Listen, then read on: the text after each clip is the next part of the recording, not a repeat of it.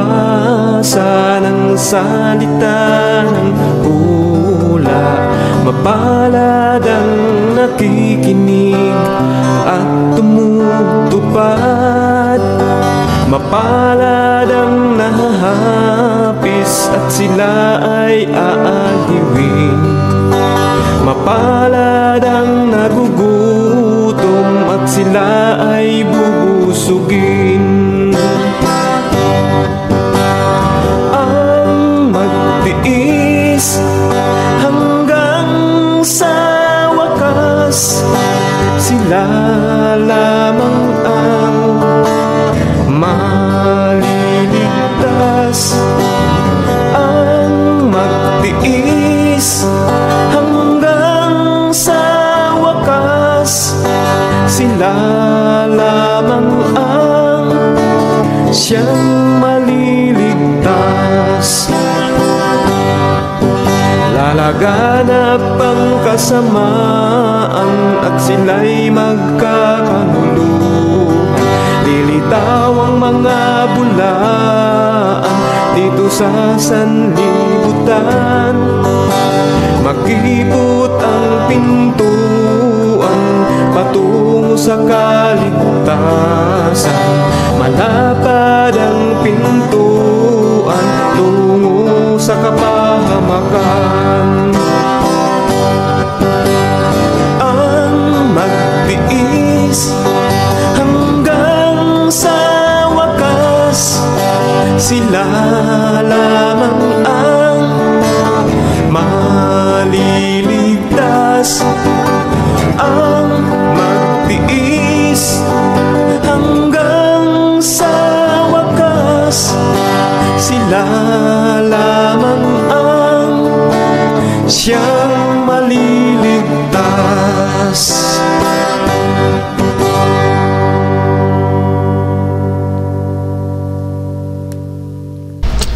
Isa pong mapagpala at magandang umaga sa inyong lahat, mga kapatid at mga kaibigan. Happy Sabat po yan, sa inyo pong lahat na napapaabutan ng pagbo-broadcast na ito. Hangad ko po, mga kapatid, mga kaibigan, na sa araw ng Sabat na ito ay patuloy tayong pagpalain ng ating Panginoong Diyos. Patuloy tayong pagyamanin mula sa atin pong kalusugan hanggang sa ating spiritual na kalagayan. At hangad po ng programa ng Ayon sa Kasulatan at ng Advent Biblical International Ministry na sa panibagong taong ito ay patuloy tayong tawag dito pakaingatan, no, ng atin pong Panginoong Diyos sa lahat ng atin pong mga lakad. Okay, sa pagkakataon pong ito, mga kapatid at mga kaibigan, ngayon ay January 4, 2025 na po. Tapos na yung nagdaang taon at nagpapasalamat tayo sa Panginoon sapagkat napagtagumpayan natin sa biyaya ng atin pong Panginoong Diyos yun pong mga balakid, kasalimutan at mga pagsubok na atin pong naranasan. At ngayon, sa pagpasok ng panibagong taong ito, patuloy ang ating banal na mithiin na ang Diyos ang siyang patuloy nating maitataas sa lahat ng atin pong mga lakad, mga plano, gayon din sa atin pong mga pangarap. Ano ho? Yan. At sinashoutout din muna natin ang lahat ng atin pong mga kapatiran na makakasama natin kung meron man. Gayon din sa atin pong mentor Rocky Tulog. Yan, no? At sa atin pang kabuuhan ng membro dyan sa Advent Biblical International Ministry.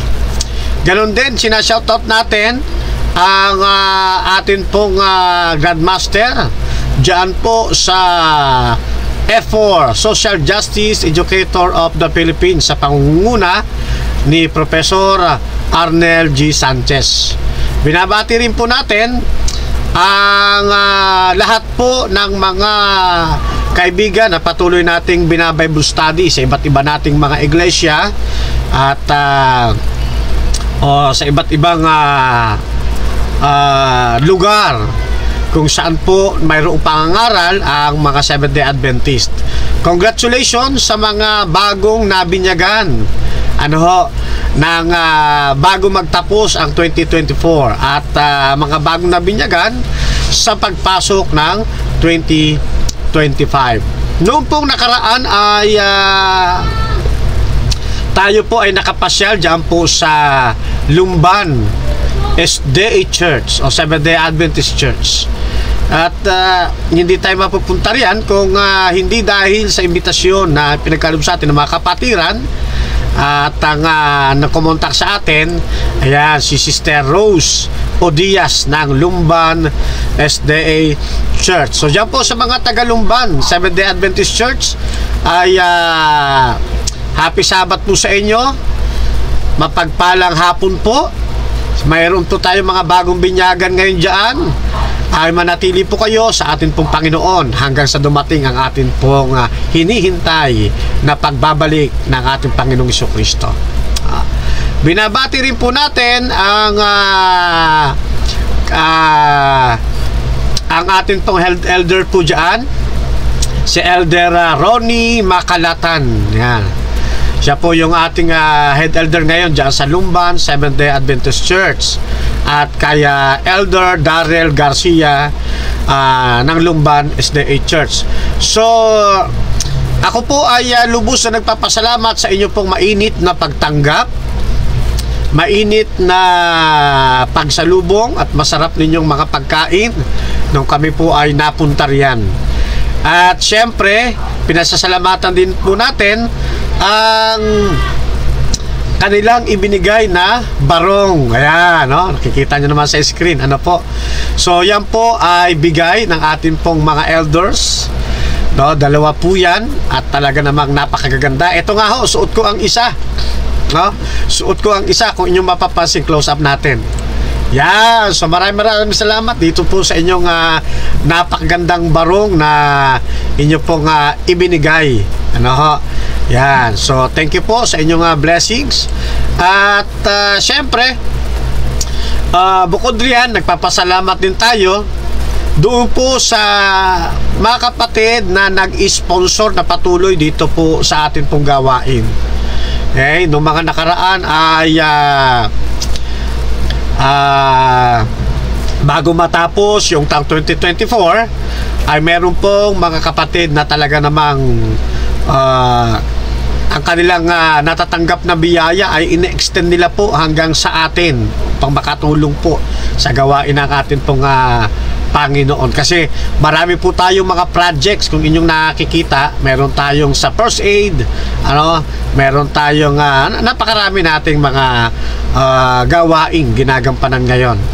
At doon po sa nakikita nyo ngayon sa screen, meron pong dalawang upuan dyan. Yung pong isa, yung po yung luma kong ano ba tawag dito, anak? Computer chair na in-sponsor din ng isa nating kapatid noon pang araw. Medyo matagal-tagal na rin po. Lumuma na. So ngayon ay may nag-sponsor ng bagong upuan. At ayan po, kaya pinasalamatan po natin. Ay ayaw lang po magpabanggit ng kanyang pangalan. Pero ganun pa man, ay pinasasalamatan po natin. Actually, ito po yan yung nasa ko ngayon. Ayan, so ito po yan, yung nasa likuran ko ngayon. Ito yung ginagamit ko ngayon. Kaya salamat po sa inyo pong pag-sponsor. Yan. At makikita nyo dyan, meron din pong makikita kayo na printer. Yan. Salamat po sa mga tao na ginagamit ng ating Panginoon upang tayo ay makapag-print ng ating pong mga kailangan sa ating pong Panginoon. Okay. So okay. Ano pa ba? Ayan. So nung nakaraan ay nakadaupang palad natin ang isa sa mga napakagwapong Master Guide. Yan. Si Master Guide James Mandadero. At siya rin po ang meron pong maliit na publisher na nagagamit po sa gawain ng Panginoon. Yan, nagtagpo po kami doon sa isang mall. Yan, at marami kaming mga napag-usapan. Makita nyo nga dyan, nasa lamesa kami, ano? Actually, siya pa ang nanlibre sa aming dalawa ni Mrs. Tatlo kami dyan eh. Si Master Guide James Mandadero, ako at saka yung Mrs. ko. At inilibre po niya kami ng pagkain. Shoutout sa iyo, Master Guide James Mandadero, sir. Okay? So, happy Sabat po sa inyo. At isa sa mga dahilan ng aming pinagkatagpo ay upang makuha natin at maibigay sa atin ito pong mga libro. Yan, mga libro po yan, no? Napakarami pong libro yan ni Pastor. Actually, libro po yan ni Pastor Dison. Yan. Yung kanyang bagong-bagong libro. Napakarami po yan na ibinigay sa atin para naman may distribute natin sa mga kapatid na nangangailangan din ng mga gabay sa pag-aaral ng banal na kasulatan. Ano ho? Itong libro po nito ay napakaganda sapagkat pwede na po itong ipang Bible study. Ano ho?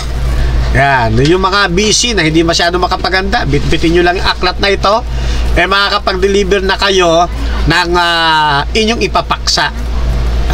At nasa sa inyo na po yan kung dadagdagan ninyo bilang paglalahok or babaybayin ninyo yung bawat serye. Ipakita ko sa inyo po yung sinasabi kong libro na napakaganda. Yan, so ito po yan, ano? Yan. So, yan po. Pero ngayong Sabado, ipinapakita ko po ito sa inyo hindi para magbenta, ha? Kundi para magkaroon kayo ng idea na meron pala tayong mga available ngayon na libro na mapapakinabangan natin sa ating pong pagmi-ministry, sa ating pagba-Bible study. Ano host, kung merong mga tanong at sagot, naririto po, meron tayong guide. At ang kagandahan pa rito ay meron pa itong tawag dito, meron itong mga extra na nilalaman na magtuturo sa atin kung paano naman tayo mag Bible markings, no? Yan, may mga guidelines, no? Nandiyan din po yan, ano? Yan. Okay? At may mga forward po ito ni tulad halimbawa ng Associate Editor Emeritus ng Health and Home Magazine na si Libni, no, Cerdeño. Yan, isa pong RN. Okay, Pastor Dem Robles, no, Dr. Robles. Yan, meron din po siya rito mga forward at itinutulak nila ang mga libro, ang librong ito upang maging o tangkilikin ng sinuman sa ikapagpapalago sa ating Panginoon. Actually, napakarami po nito. At isa po ako sa merong forward. Yan dito, no? At dito rin sila Mentor Richard Thompson. Yan, sila Sir Johnson Amican. Yan, si Pastor Gusilatar. Meron silang mga encouragement rito. Yan. At si Jose Dayal. Yan, meron din po rito, no? Yan. Napaganda po yung aklat na ito. Yan. Kaya sa mga nagmi-ministry, pastor man o layman, mag-aaral man ng ministerial, elders, o lahat ng member ng Seventh-day Adventist, no, pwede po sa inyo ito. Yan, mapapakinabangan po ninyo ito. Ngayon, ang tanong ng marami katulad ng mga hindi natin kapatirang mga Adventist, pwede daw baka silang maka-avail? Ang sagot po natin opo, sapagkat ito po ay makakatulong ninyo, lalo na dun sa mga patuloy na nagsusuri ng katotohanan. Yan. At least meron kayong hard copy na inyong lagi-laging mabubuklat. At makakapag-review kayo sa mga aralin ng Seventh-day Adventist. Okay? Adventist or non-Adventist ay para sa inyo po ito. Okay? So, maganda rin po ito, mga pang-regalo. Yan. Inuulit ko po disclaimer po, ngayong pong araw ng Sabat, hindi ko po ipinapakita ito para kayo ay bentahan ngayong Sabado. Hindi po baka ma-misinterpret na naman ng ating mga non-Adventist ito Ipinapakita natin upang hikayatin po kayo na magkaroon ng ganitong kagandang libro. Yan. So sana po ay nagkakaintindihan po tayo, mga kapatid at mga kababayan. Ano po? Yan. So isa sa mga sa atin doon sa ating posting sa Facebook, si Pastor Gerson Camposano.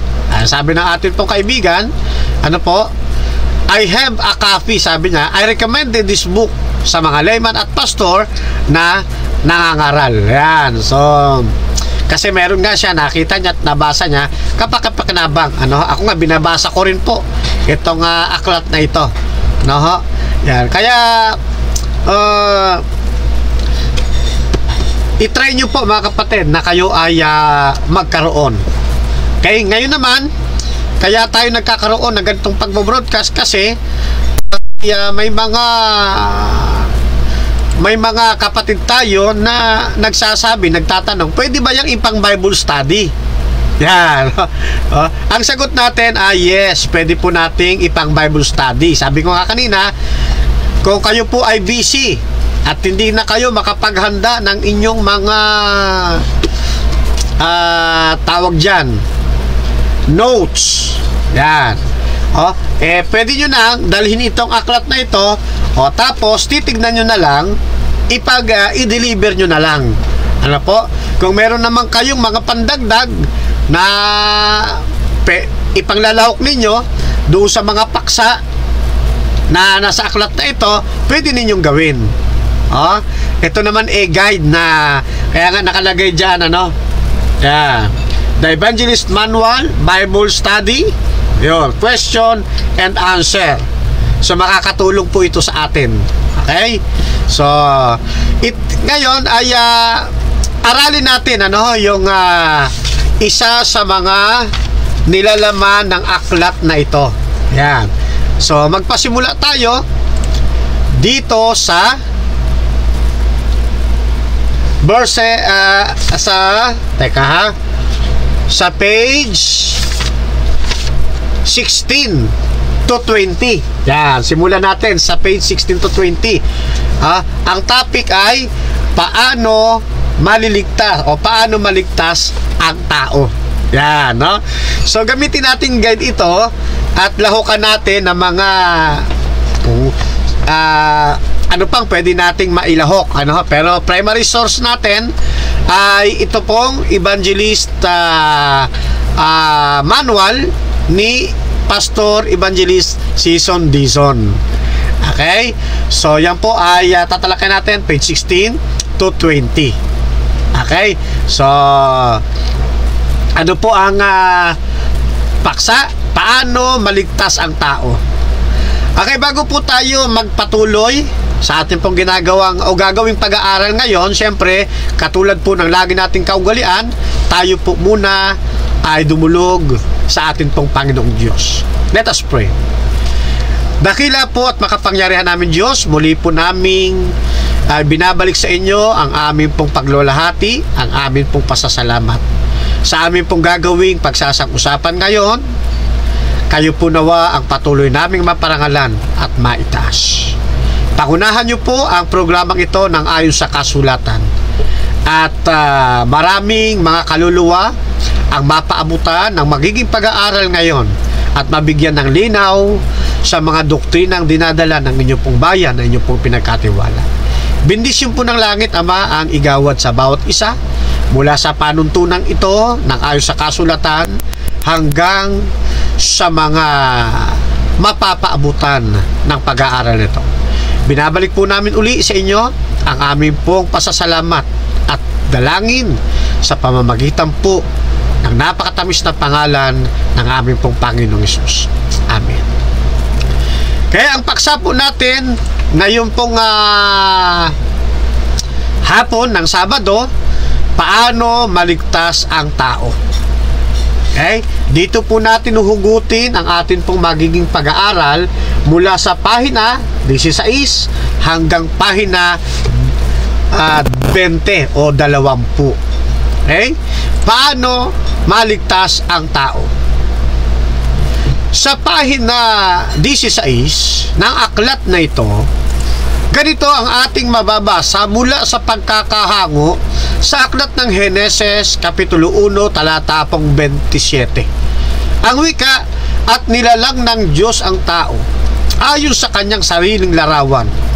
Ayon sa larawan ng Diyos, siya nilalang.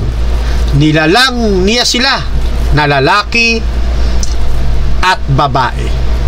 At dito po makikita natin, mga kapatid, na ang pagkalalang sa tao ay ibang-iba sa pagkalalang ng Diyos sa ibang mga bagay. Hindi nilalang ang tao sa pamamagitan lamang ng kanyang pagsasalita na magkaroon ng tao. Hindi po, mga kapatid. Kundi ang wika sa talatang ito, tayo ay nilalang ng ating Panginoong Diyos na naiiba. Ayon sa kanyang larawan, tayo nilalang ng ating Panginoong Diyos.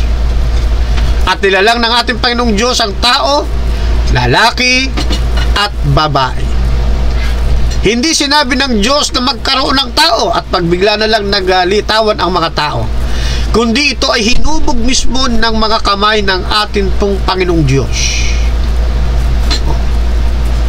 Ganyan tayo pinahalagahan ng ating Panginoon. Kung yung mga halaman, sinabi ng Diyos, magkaroon ng mga halaman at nagsilitaw. Magkaroon ng mga hayop at nagsilitaw. Pero pagdating sa tao, kakaiba ang proseso po ng kanyang paglikha. Basahin ninyo ang kabuuang kapitulo ng aklat ng Heneses. Ano? Nilikha muna ng ating Panginoong Diyos ang lahat ng kakailanganin ng tao bago niya nilikha ang tao na mangangailangan sa kanyang mga nilikha. Nilikha ng Diyos ang tao na perpekto, walang kasalanan, may kakayahang mamili sa pagitan ng tama at mali. Nilikha silang makapangyarihan. Sila po ang ginawang tagapamahala sa lahat ng mga nilikha ng Diyos.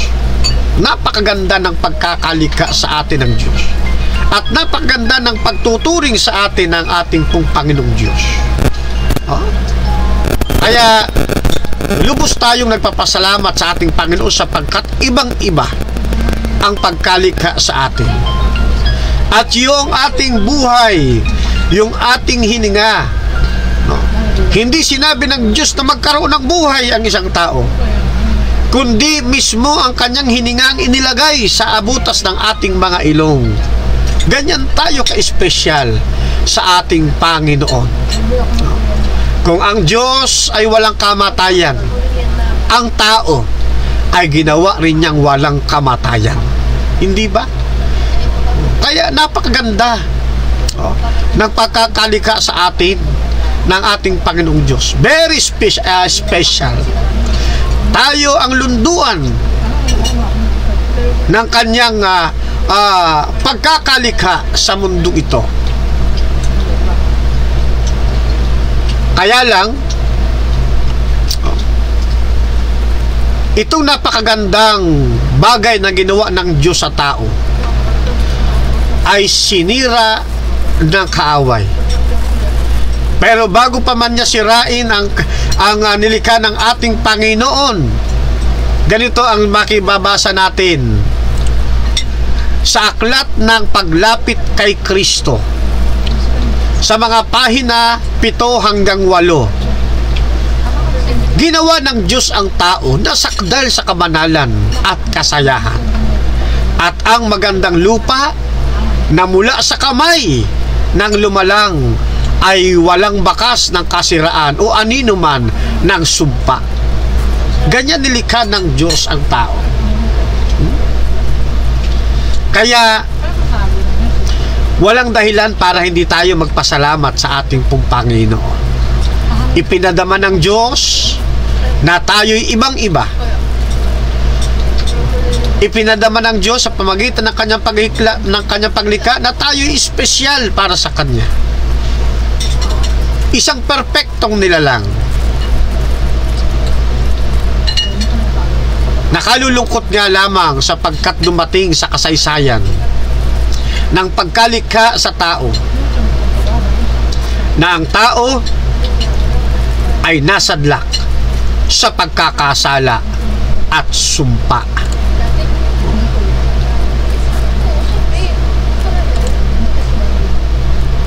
Doon sa isang pahina ng paglapit kay Kristo, sa pahina 8, ang pagsalangsang sa kautusan ng Diyos, sa kautusan ng pag-ibig, ay siyang nagdala ng hinagpis at kamatayan. At nang pumasok ang kasalanan, na daig ng tukso ang una nating mga magulang, sabi rito sa Kapitulo 5, sa talatang 12 ng Aklat ng Roma, kaya't kung paanong sa pamamagitan ng isang tao ay pumasok ang kasalanan sa sanlibutan, at sa pamamagitan ng kasalanan ay ang kamatayan. Kaya't dumating sa lahat ng mga tao ang kamatayan, sapagkat ang lahat ay nagkasala. Ito ang isang malungkot na naging kasaysayan ng tao mula sa kanyang pagkalikha. Nilikha ng Diyos ang tao na banal, walang kasalanan, perpekto. Nilikha ayon sa kanyang wangis, ayon sa kanyang larawan. Subalit, ang kaaway ay patuloy na kumilos upang sirain ang napakagandang nilikha ng ating pong Panginoon.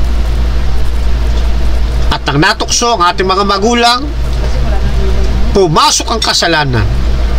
Sa pagpasok ng kasalanan, pumasok din ang kamatayan. Na dati ang tao'y nilikha ng Diyos na walang kamatayan, mayroong buhay na walang hanggan. Subalit ang pumasok o dinaig tayo ng kasalanan, naranasan ng tao ang kamatayan. Kaya ngayon, maraming mga tao, maraming mga scientist na dumudiskubre kung papaano ang tao'y hindi mamamatay. Marami silang mga tinitimplang kung ano-ano man. Makikita niyo sa YouTube, mga kaibigan, mga kapatid. Ang mga scientist hanggang ngayon ay patuloy na naghahalugog ng kaalaman kung papaano ang tao'y hindi makakaranas ng kamatayan. Subalit, hanggang ngayon ay nagiging bigo sila. Nararanasan ng taong kamatayan dahil sa pagpasok ng kasalanan. Sabi ng iba, hindi ko na kinakailangan sumampalataya pa. Ang mahalaga, natawag naman ako sa Diyos. Diba, yan ang ilan sa mga napapakinggan natin doon sa mga malimit mag-Bible study, diba? At ang kanilang nababible studyhan, ang kanilang napapaabutan ng salita ng Diyos o ng pag-ibig ng Diyos, ay sasabihin, hindi ko na kinakailangan yan. Basta't ang mahalagaan niya para sa akin, natawag naman ako sa Diyos. Alam niyo mga kapatid, mga kaibigan, kapag ganito ang ating kapag ganito mananatili yun pong pananaw ng mga tao, At iwawagis natin sa banal na kasulatan, ay makikita po nating hindi po aari. Yun nga ang mga masasamang tao, mga magnanakaw. Kung minsan bago magnakaw yan, nananalangin din, tumatawag din yan sa Panginoon eh. Di ba? Na wag silang mahuli. Ay sasabihin ng magnanakaw, Panginoon, last na ito. Tulungan mo ako na wag madakip. Diba? Yung mga assassins. Kahit niya yung mga masasamang yung mayroong masasamang puso, humihingi din ng patnubay, di ba?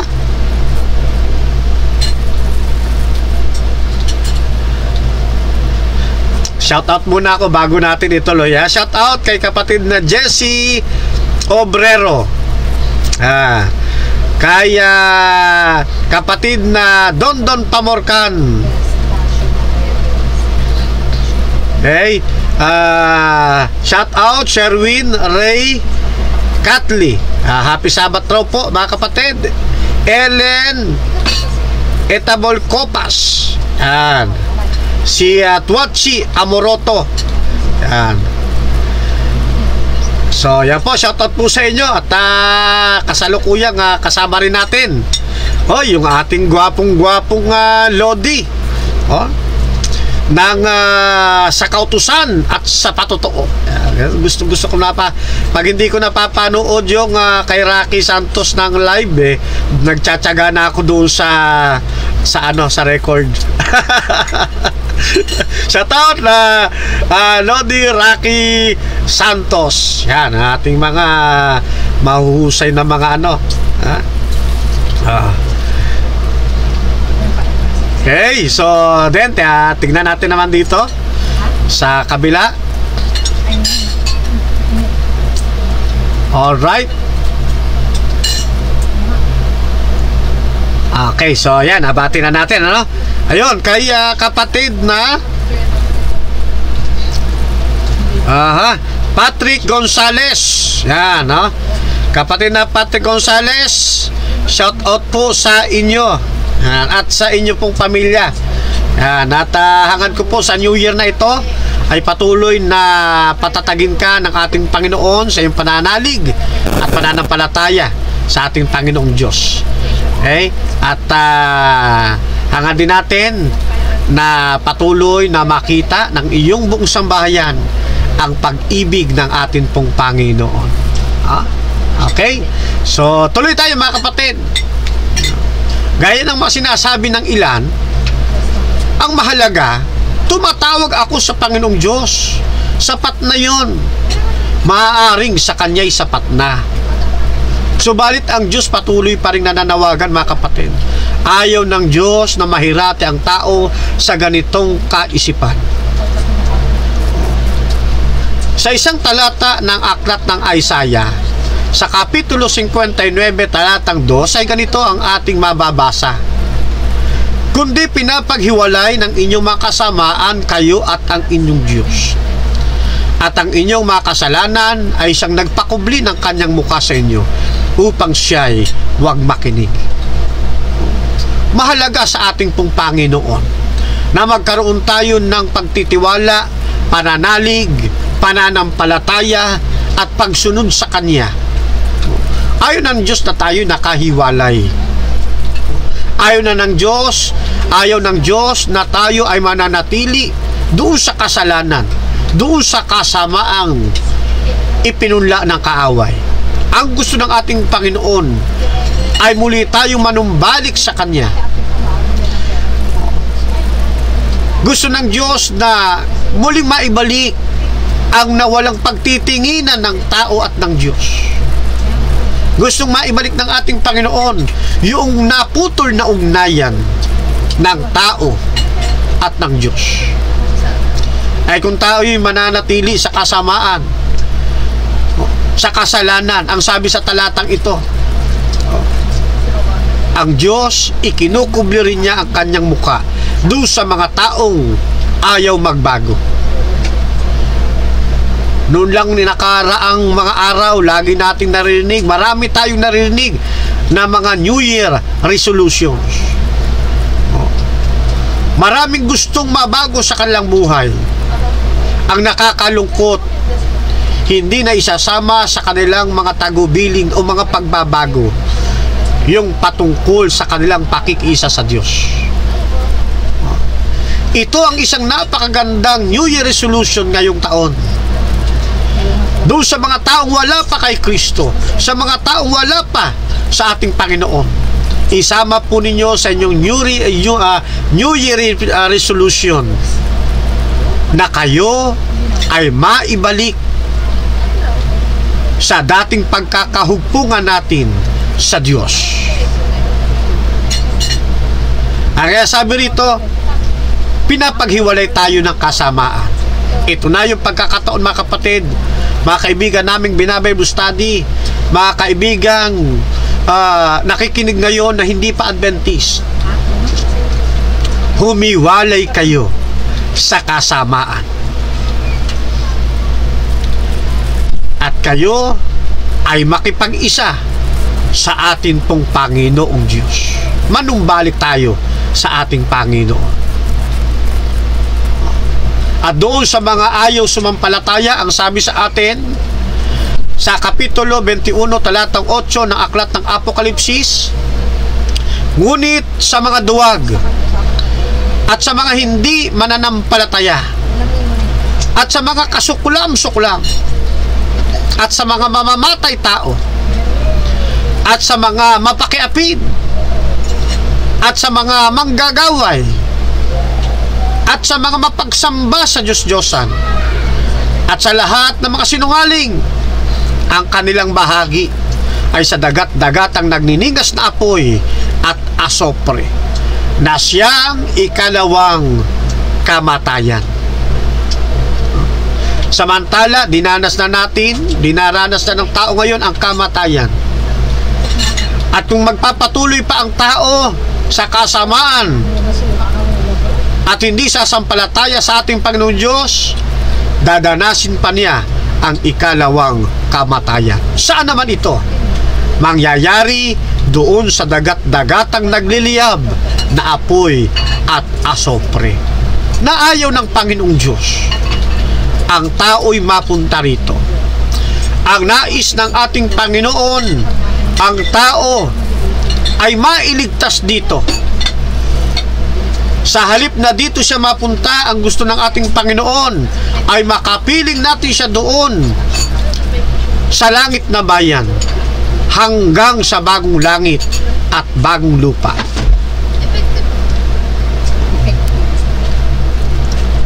Naalala ko yung isa sa ating mga binabible study. Sabi niya, Brother Fernan, saka ko natatanggapin si Kristo.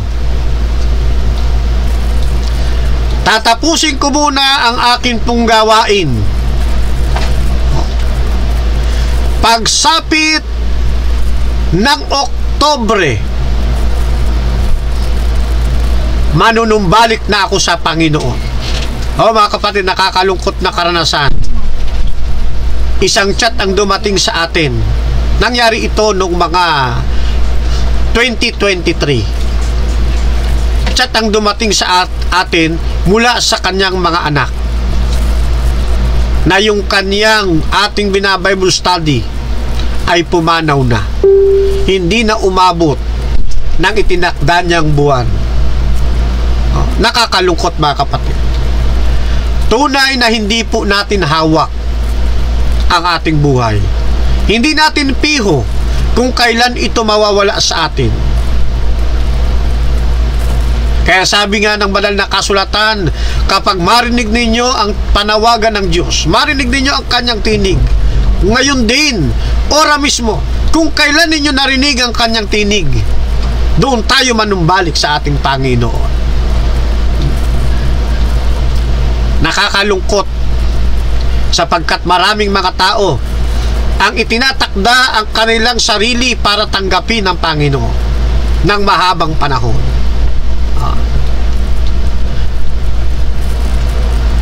Paano kung matulad kayo sa aking kinukwento na binabible study, na hindi na dumating sa buwan ng Oktubre na kanyang pangako ay binawian ka rin ng buhay. Masarap na tayo ay bawian ng buhay nang nasa palad ng ating Panginoon, sapagkat makakasiguro tayo kapag bumalik na ang ating Panginoong Hesus sa kanyang ikalawang pagparito, ay makakapiling natin ang Diyos nang wala ng katapusan. Ang sabi naman ng iba, hayaan mo, hayaan muna ninyo ako rito. Babaguhin ko muna ang aking sarili. Aayusin ko muna ang aking sarili. At kapag ayos na, saka ko tatanggapin si Kristo.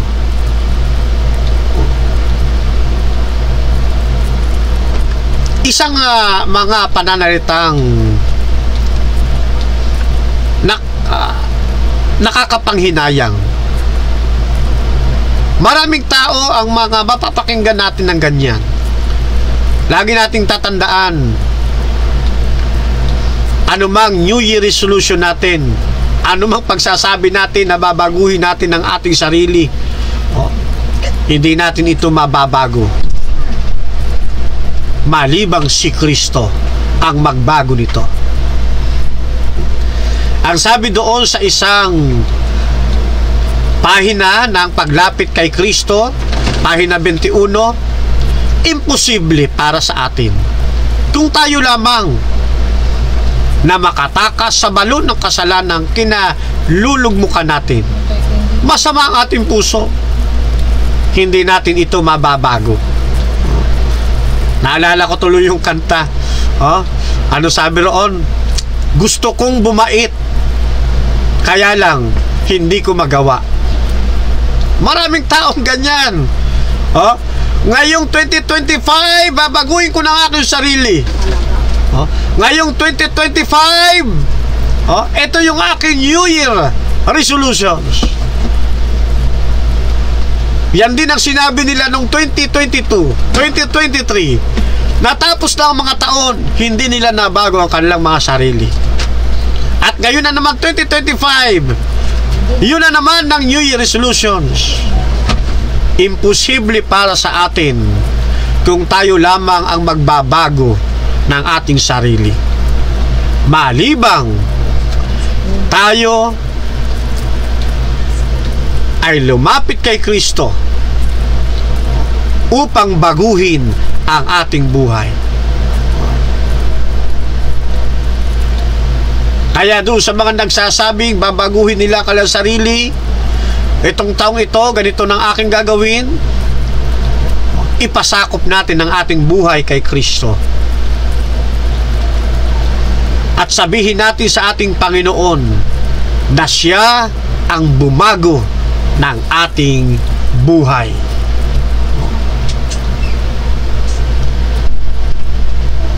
Ang kaligtasan ay panukala ng ating pong Panginoong Diyos. At ito ay inilithala na ng ating Panginoon o ipinahayag na ng ating Panginoong Diyos mula pa sa lumang tipan, upang ang sino mang makakabasa ay magkaroon ng pag-asa at mamulat sa katotohanang kailangan niya ng isang tagapagligtas. Sa pahina 8 ng paglapit kay Kristo, gayon man, sa gitna ng pagdurusang ibinuga ng kasalanan, ang pag-ibig ng Diyos ay naihayag pa rin. Kaya kahit ang tao nahiwalay na sa Diyos, ang Diyos ang patuloy na gumagawa ng paraan upang ang naputol nating ugnayan sa Diyos ay muling maiugpong, upang tayo ay muling maibalik sa ating pong Panginoong Diyos. At ito ay ayon sa banal na panukala ng ating Panginoon, ayon sa kanyang pag-ibig. doon sa pahina 17 ng aklat ni Pastor Dison, hango mula sa aklat ng Heneses Kapitulo 3 talatang 21, at ginawa ng Panginoong Diyos si Adan at ang kanyang asawa ng mga kasuotang balat at sila'y dinamitan. Samantalang ang tao sa pagkakahiwalay niya sa Diyos, ang Diyos ay patuloy na hinahanap sila. Ang Diyos ang patuloy na lumalapit sa kanila. Samantalang ang tao na may layo ng layo, tago ng tago. Hanggang ngayon, yung karakter ni Adan at ni Eva, ito pa rin ang karakter ng tao hanggang sa panahon ito ng 2025. Ang Diyos lapit ng lapit. Ang Diyos hanap ng hanap. Ang mga tao naman ngayon, tago ng tago, layo ng layo sa atin pong Panginoong Diyos. Subalit ang ating Panginoong Diyos hindi nangihinawa. Kahit na ang tao ay umaayaw sa Kanya, gumagamit pa rin ang Diyos ng iba't ibang paraan upang ang tao'y maibalik niya sa dati niyang kalagayan nung una. Ang ginawa ni Adan, ang ginawa ng tao nung araw,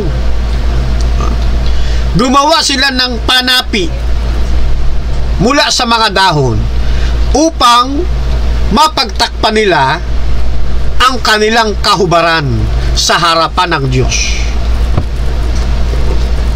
Anong ibig sabihin? Kahit hanggang ngayon, marami pong ganyan. Ang tao ang gumagawa ng paraan upang mapagtakpan nila ang kanilang kahubaran, kahihiyan sa harap ng Diyos. Ang tao ang gumagawa ng paraan upang maiayos niya ang kanyang sarili. Subalit ipinakita ng ating Panginoon sa talatang ito ng chapter 3 verse 21 ng Heneses, kahit na ang tao'y gawa ng kanya-kanyang kaparaanan upang mapagtakpan ang kanilang kahiyan, ang Diyos pa rin ang siyang makagagawa ng natatanging paraan upang sila ay madamitan. Ito ay yari sa balat ng hayop.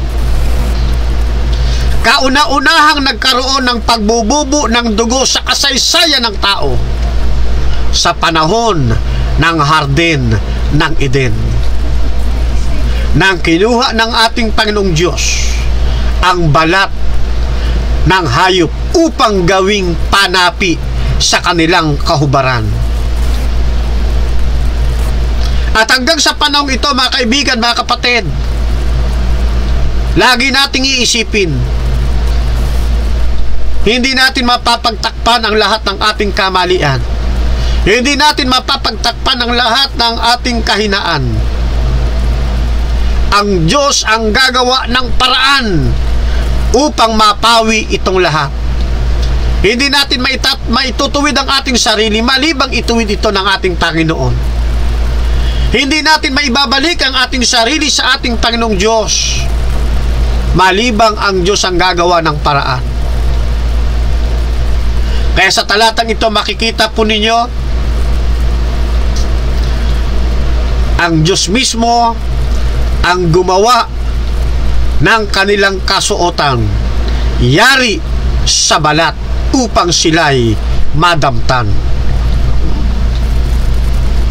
Doon sa aklat ng kasaysayan ng Pag-asa sa pahina 23 parapo 2, ipinaalam ni Jesus sa hukbo ng mga anghel na 100 matatakasan ang ginawa para sa napahamak sa sangkatauhan. Sinabi niya na nakikiusap siya sa kanyang ama at nag-alok na ibibigay ang kanyang buhay bilang pantubos. Ang pangyayaring ito, mga kapatid, ay naganap doon sa konseho sa kalangitan. Samantalang ang tao'y pinaplanong gawin, pero nakita na ng foreknowledge ng ating Panginoon na ang tao'y magkakasala. At dito, tiniyak ng ating Panginoon, ng ating Panginoong Hesus, 100%, 100% matatakasan o malulunasan yung pagkapahamak ng sangkatauhan. 100% maililigtas sila kasama ng kanyang pakiusap sa kanyang Ama na ibibigay niya ang kanyang buhay bilang pantubos sa sangkatauhan. Nakikita nyo ba kapatid ang drama ng sangkalangitan? Bago pa man magkasala ang tao, mayroon ng lunas na ipinagkaloob ang Diyos. Ang tawag dito ay plan of redemption. Mayroon ng plano ng pangkaligtasan. Kung ang tao ay mahulog sa pagkakasala. At mangyayari yun, 100% matatakasan ng tao yung kapahamakang ito ng sanlibutan. Napakagandang panukala ng ating pong Panginoon. Kaya pala, nang magkasala sila Adan at Eva, ang Diyos ay patuloy na lumalapit at patuloy siyang gumagawa ng kaparaanan upang ang tao ay maibalik niya sa orihinal niyang kalagayan. Ganyan tayo kamahal ng ating pong Panginoon. Hindi tayo hinayaan na basta na lamang mabuhay ng makasalanan at pagkatapos maghihintay na lang hanggang tayo ay ibulid sa kapamakan. Ang Diyos ay gumagawa ng paraan o may ginawa ng paraan upang ang tao'y magkaroon uli ng buhay na walang hanggan. Kaya makikita ninyo mga kapatid sa larawan ng banal na kasulatan, ang tao ay nilikha ng ating Panginoon mula sa kanyang makamay gamit ang alabok ng lupa. At pagkatapos samantalang kanya itong nilililok, at nang ito'y nabuo, yung kanya ring hininga ang ibinigay sa tao. At nang ito'y ibigay sa tao, nang magkasala ang tao, itong kamay ring ito na ipinanghulma, ipinanggawa sa tao, ito rin ang aako bilang pantubos sa kasalanan ng tao o sa kasalanang ginawa ng tao upang ang tao'y maibalik muli sa atin pong Panginoong Diyos. Dagdag pa, aakuin niya ang sentensyang kamatayan upang makasumpong ang mga tao ng kapatawaran sa pamamagitan niya, sa pamamagitan ng bisa ng kanyang dugo at sa pagsunod sa kautusan ng Diyos. Pwede nilang matamo ang pabor ng Diyos at sila'y maibalik sa magandang halamanan at makakain ng bunga ng puno ng buhay. Biruin po ninyo mga kapatid, mga kaibigan, ang parusang dapat na igagawad sa atin, ang kamatayan na dapat sana'y dadanasin natin, yung sentensya na dapat tayo ang magdadanas. Lahat ng ito inako ng ating Panginoon upang ang tao'y makasumpong ng kapatawaran sa pamamagitan ng ating Panginoong Hesus at sa pamamagitan ng kanyang mahalagang dugo ay pwede nating makamit yung biyaya o yung pabor ng Diyos at tayo ay maibabalik sa orihinal nating kalagayan.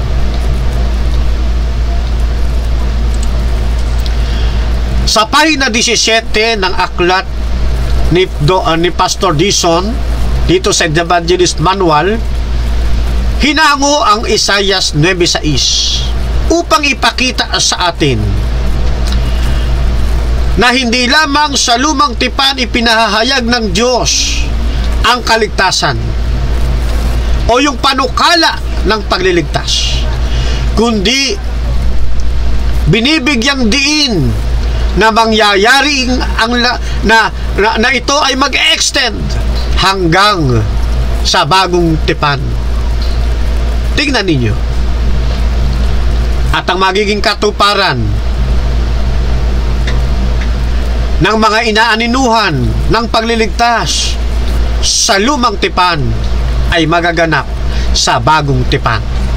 Sapagkat sa atin ay ipinanganak ang isang bata, sa atin ay ibinigay ang isang anak na lalaki, at ang pamamahala ay maaatang sa kanyang balikat, at ang kanyang pangalan ay tatawaging kamanghamanghang tagapayo, makapangyarihang Diyos, walang hanggang Ama, prinsipe ng kapayapaan.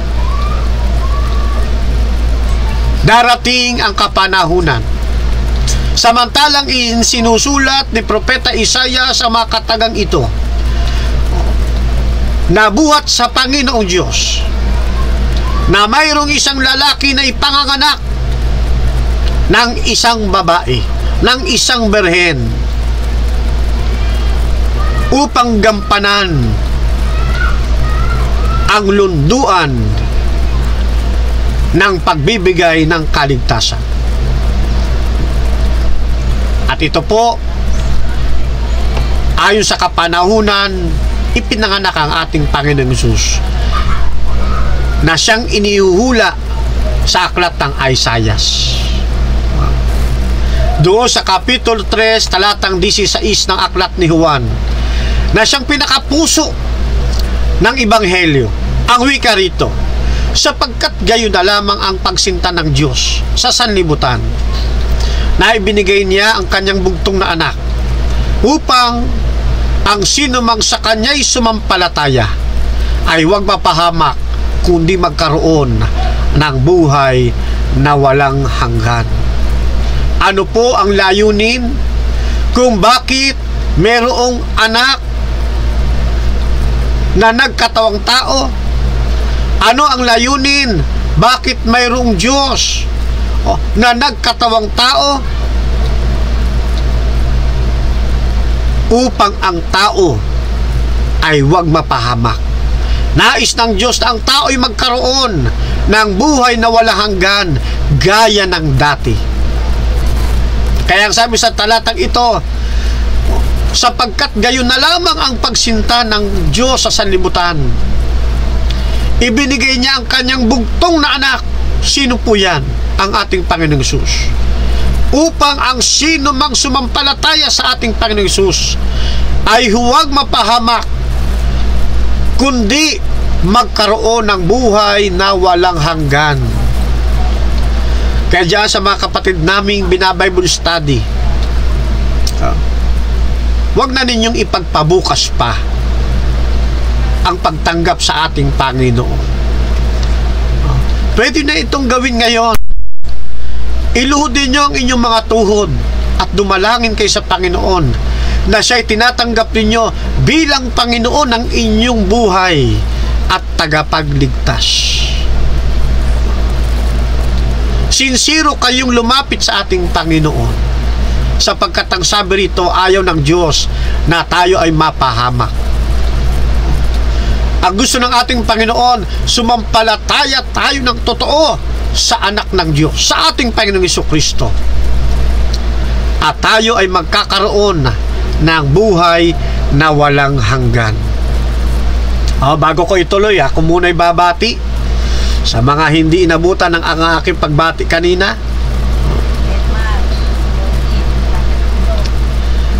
Ayan, sa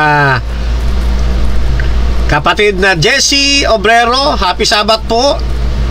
Sino pa ba hindi ko nabati?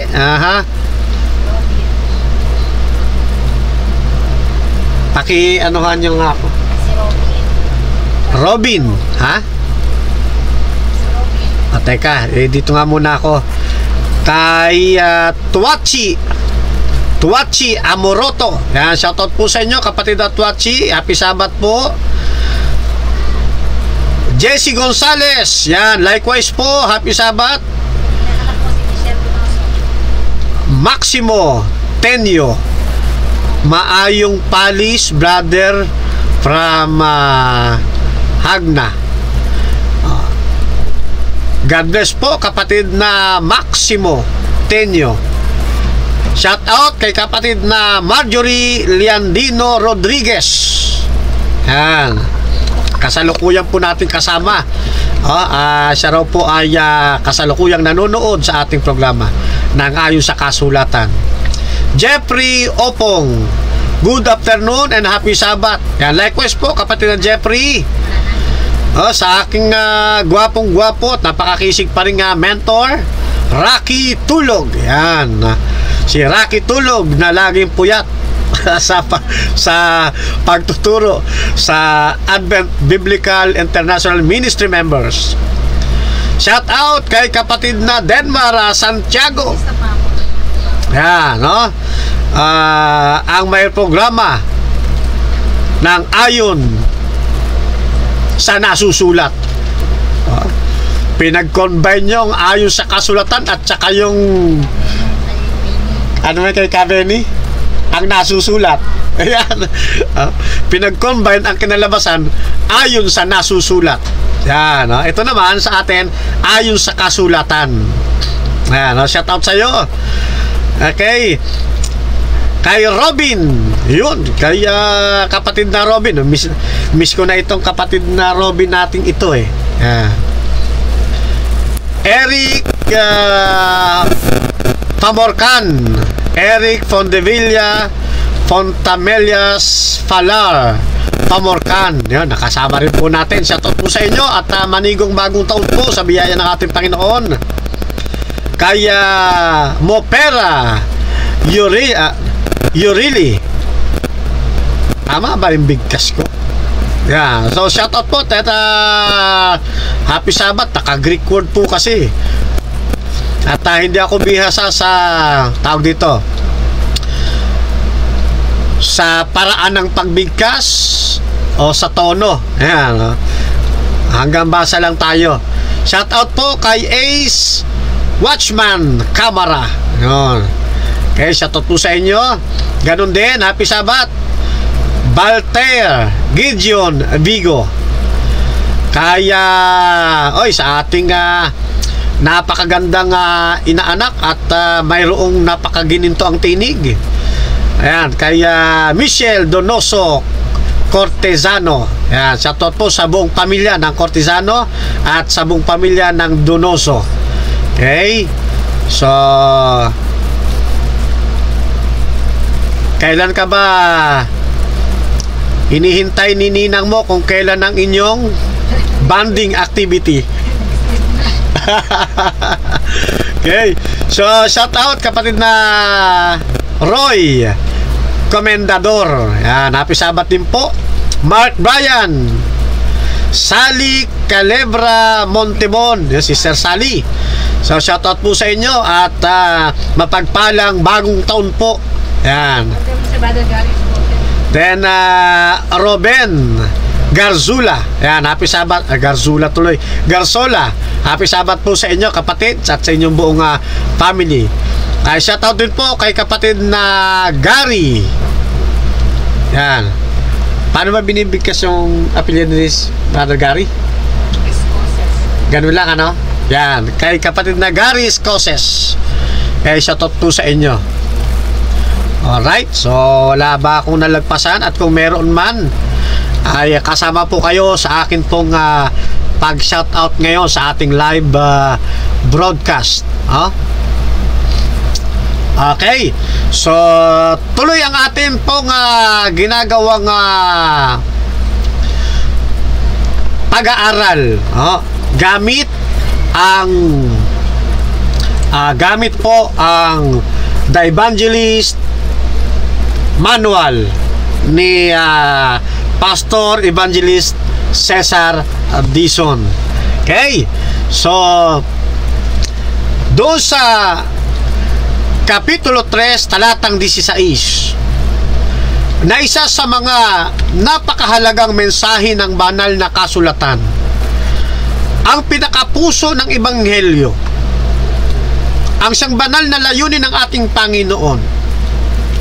Ibinigay ng ating Panginoong Diyos Ama ang kanyang kaisa-isa, bugtong na anak, upang magkaroon ng katuparan ang lahat ng panukala sa lumang tipan.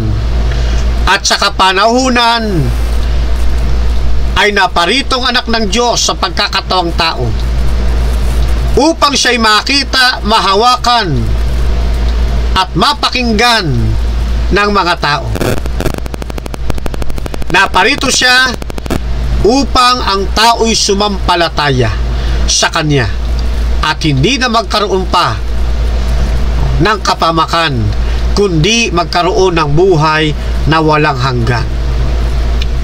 Sa kapitulo, sa talatang 17 ng pagpapatuloy ng talatang ito, sapagkat hindi sinugo ng Diyos ang anak sa sanlibutan upang hatulan ang sanlibutan, kundi upang ang sanlibutan ay maligtas sa pamamagitan niya. Ano po ang sabi? Naparito daw po ang ating Panginoong Hesus sa kanyang pagkakatawang tao, hindi para hatulan ang sanlibutan, kundi para ano? Para iligtas ang sanlibutan sa napipinto nitong kapahamakan doon sa nagliliyab na apoy at asopre. Ang kailangan lamang natin, mga kapatid, mga kaibigan, sumampalataya tayo sa ating Panginoong Hesus. Tanggapin natin ang ating Panginoong Hesus na bahagi ng ating buhay, na siya ang mangunguna, siya ang Panginoon ng ating buhay, at siya rin ang ating tagapagligtas. Walang ibang tagapamagitang ipinagkaloob ang Ama sa tao at sa Diyos, kundi tanging-tangi ang ating Panginoong Jesucristo. Ang gampanin ng pagliligtas ay hindi rin ipinagkaloob sa iba't ibang mga tao. Ang sabi ng banal na kasulatan, walang ibang pangalan sa silong ng langit na ibinigay kundi ang ating Panginoong Jesucristo lamang. At ang mga bagay na ito ay ipinangaral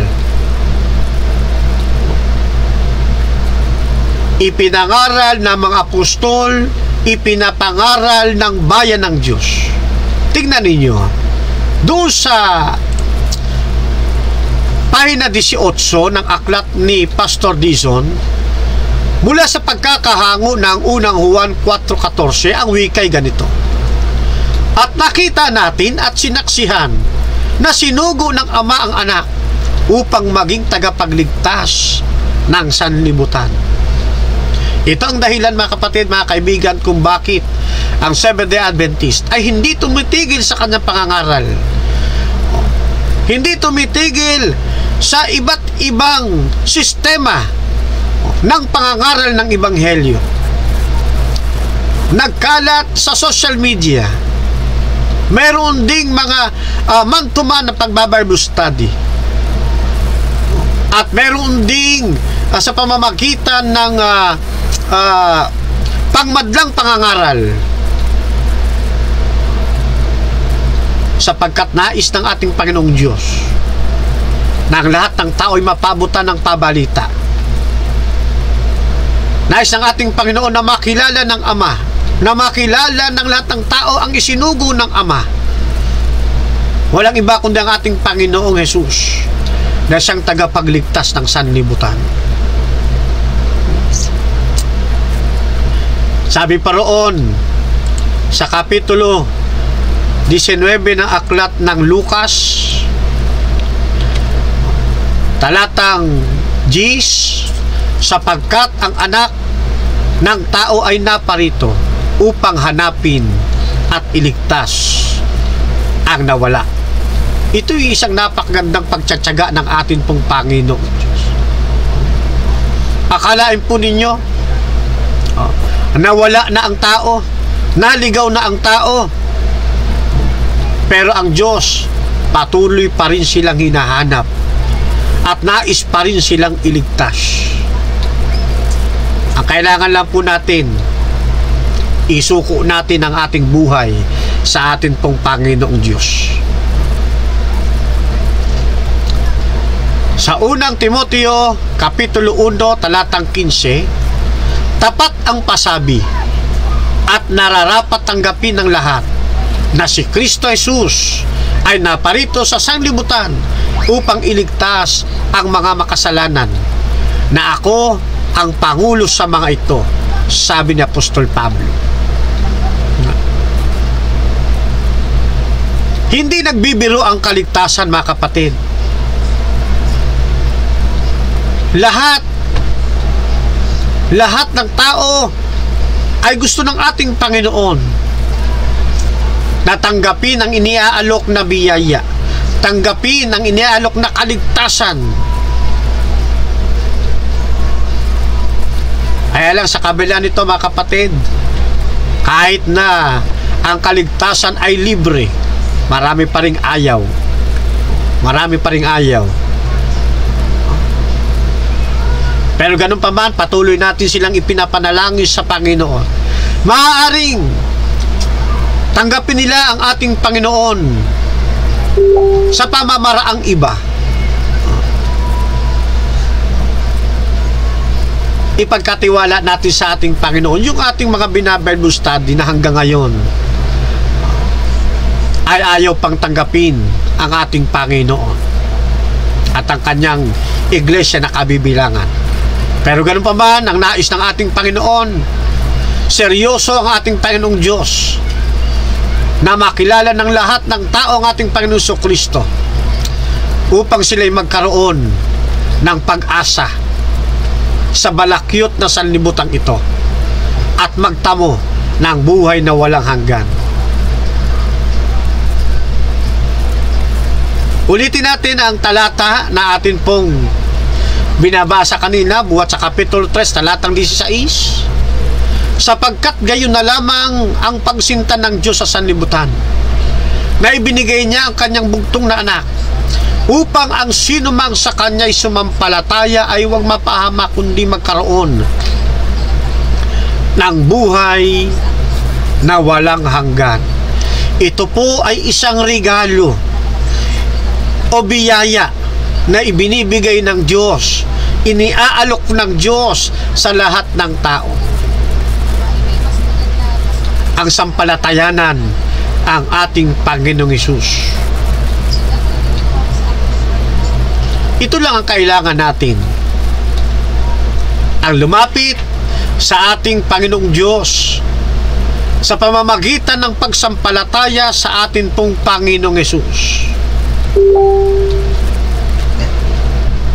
At aminin natin na tayo may kahinaan, maraming pagkukulang, isang taong makasalanan. Isurrender natin ang ating buong pagkatao sa atin pong Panginoon. Sa aklat ng Roma, sa Kapitulo 10, talatang 9, sapagkat kung ipahahayag mo ng iyong bibig si Jesus na Panginoon at sasampalataya ka sa iyong puso na binuhay siyang maguli ng Diyos sa mga patay, ay maliligtas ka. Ito ang nais ng ating Panginoon. Kilalanin natin siya. Maraming tao iniisip ang salvation kailangan pagpagalan. Ang salvation kailangan paghirapan. Ang salvation kailangan full human effort. Pero ang sabi ng ating Panginoon sa aklat ng Epeso, sa Kapitulo 2, talatang 8, sapagkat sa biyaya kayo'y nangaligtas sa pamamagitan ng pananampalataya. At ito'y hindi sa inyong sarili, ito'y kaloob ng Diyos. Sinabi ito ni Apostol Pablo doon sa mga membro ng iglesia na nasa Epeso na tinanggap na ang ating Panginoong Jesucristo. Kaya ang sabi niya rito, sapagkat sa biyaya kayo'y nangaligtas.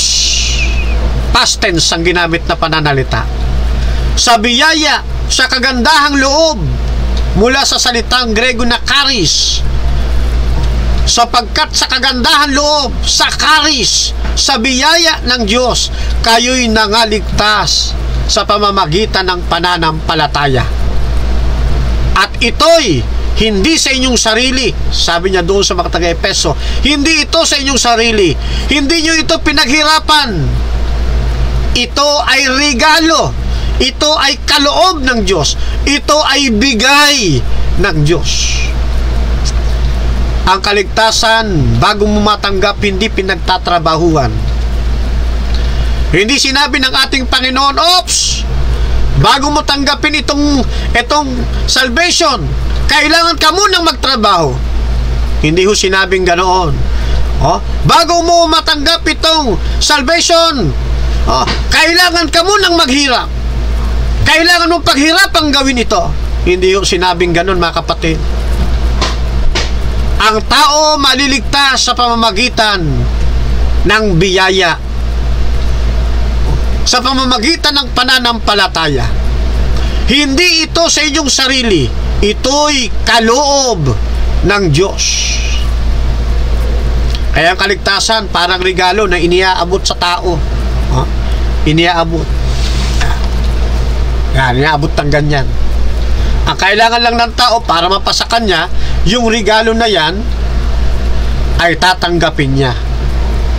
Yung pagtanggap na yan ay panimbulo ng atin pong pananampalataya sa atin pong Panginoong Diyos. Pagpapasako. Di niabutan kang regalo ng ganyan. Ngayon kukunin mo na yung regalo. Kukunin na ng tao yung regalo. Ay bigla mong babawin. Sandali. Bago tumapunta sa'yo, kailangan gawin mo muna to. Kailangan trabahuin mo muna. Kailangan pagsikapan mo muna. Hindi ho ganon. Iba ang iniaalok na regalo o biyaya ng atin pong Panginoon. Biyaya na kaloob mismo ng Diyos. Hindi kinakailangang paghirapan o pagtrabahuan para ito'y mapunta sa atin. Kaya nga makikita ninyo, mga kapatid, nang tinanggap natin ng ating Panginoon bilang tagapagligtas natin at Panginoon ng ating buhay, binalutan tayo ng kanyang robe of righteousness. Di ba? Binalutan tayo ng kanyang katwiran. At tayo ay ginastify na parang hindi nagkasala. At pagkatapos tayo lalakad na sa tinatawag nating sanctification. Sa paglakad natin sa sanctification, ang justification hindi pa rin humihiwalay. Patuloy nating tinatamasa ngayon ang magkasamang justification at sanctification. Sapagkat sa lahat ng pagkakataon, araw-araw, mayat-maya, minut-minuto, kailangan nating tayo'y isanctify ng atin pong Panginoong Diyos. Sa Great Controversy, sa pahina 483, ang kaligtasan ay hindi batay sa ating mga gawa, kundi sa biyaya ng Diyos sa pamamagitan ng pananampalataya kay Hesukristo. Ano po sabi ng Great Controversy? Dapat bang ang kaligtasan ay unawain na makakamit natin sa pamamagitan ng full human effort? Hindi po Sabi rito ang kaligtasan hindi batay sa ating mga gawa, kundi saan? Batay sa biyaya ng Diyos sa pamamagitan ng pananampalataya kay Kristo. Doon sa pahina 199 ng ipinamamahaging Biblia, na sa sa likod ay mayroong doktrina. Tignan po ninyo yung paksa sa kautusan ng Diyos. Ano sabi? Ang kaligtasan ay biyaya at hindi sa gawa. Doktrina po natin yan. Ang kaligtasan ay biyaya at hindi sa gawa. Subalit ang bunga ay pagsunod sa mga kautusan. Ang pagsunod na ito ay naglilinang ng pag-uugaling Kristiyano at ang bunga ay ang pagkadama ng mabuting katayuan. Iyon ay katunayan ng ating pag-ibig sa Panginoon at ng ating malasakit sa ating kapwa. Ano daw po ang kaligtasan? Ang kaligtasan ay biyaya, hindi raw po sa gawa. Basahin po ninyo mga kapatid, at yan ang katotohanan na nasa ating doktrina. Yung ginagawa nating pagsunod, ito ay resulta, ito ay bunga ng ating pananampalataya kay Kristo. Yung ating pagsunod, ito raw po ay naglilinang ng pag-uugaling Kristiyano. At ito ay bunga, at ang bunga ay pagkadama ng mabuting katayuan natin ngayon sa piling ng ating Panginoong Jesucristo.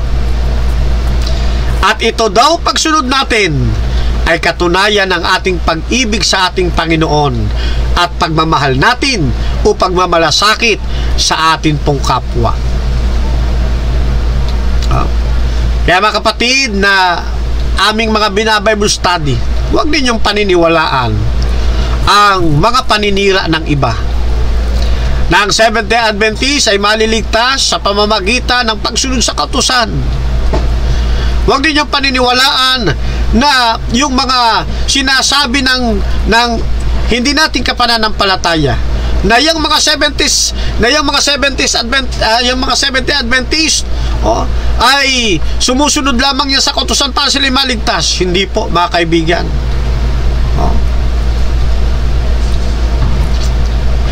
Hindi po. Ang kaligtasan ay sa pamamagitan ng pag-ibig ng ating Panginoon na siyang iniaabot sa atin ng libre.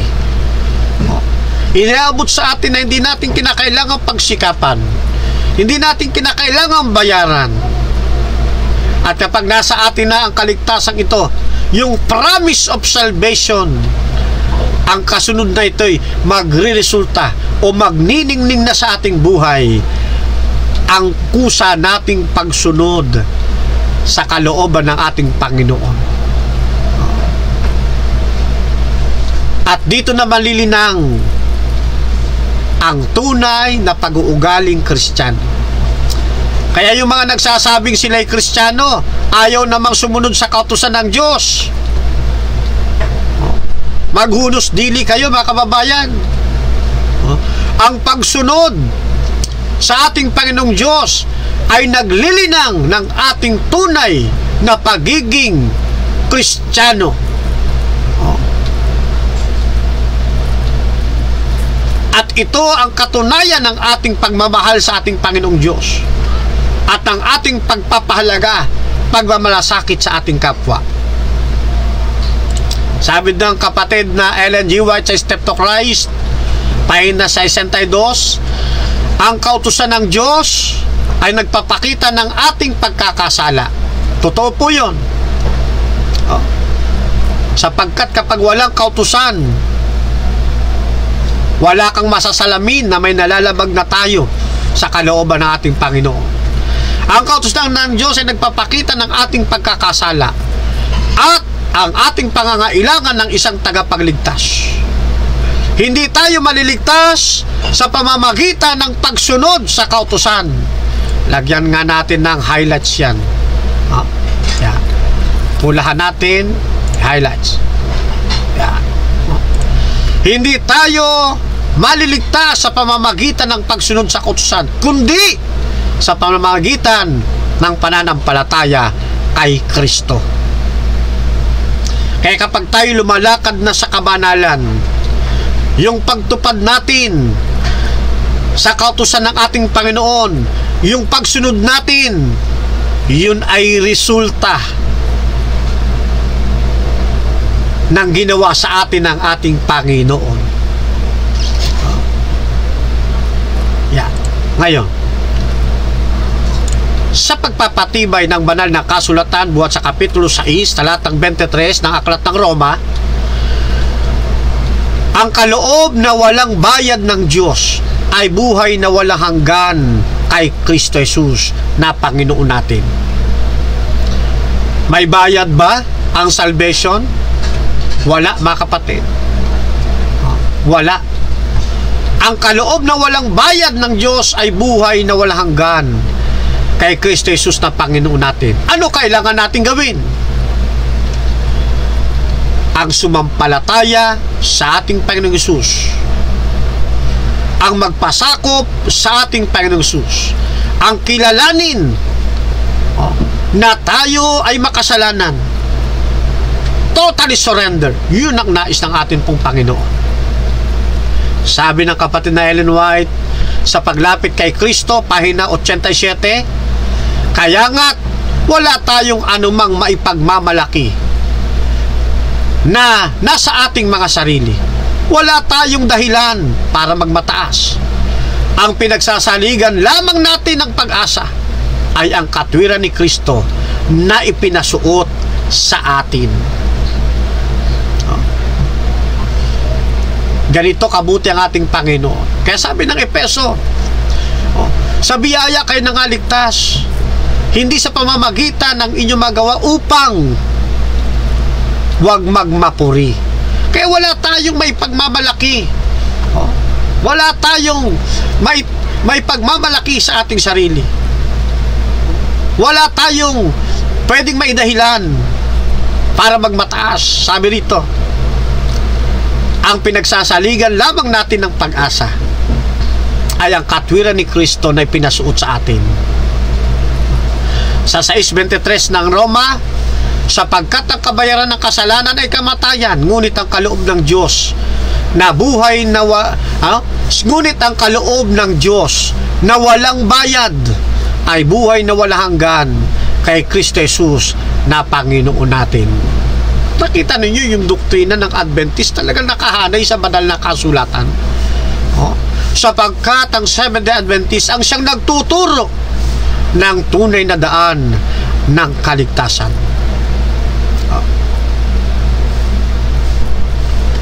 Doon sa huling bahagi rin na ang ating pinamimigay na banal na kasulatan sa 28 Fundamental Doctrines, yung ang karanasan ng kaligtasan, sa pahina 196, ganito wika sa atin.